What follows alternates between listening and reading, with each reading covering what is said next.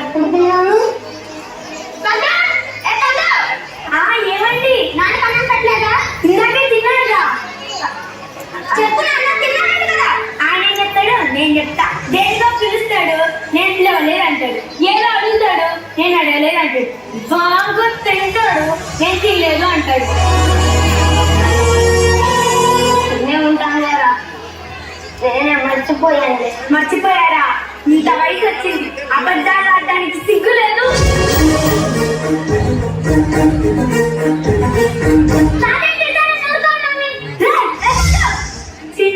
ముసలి వల్ల రోజు ఇంట్లో ఏదో ఒక గొడవ.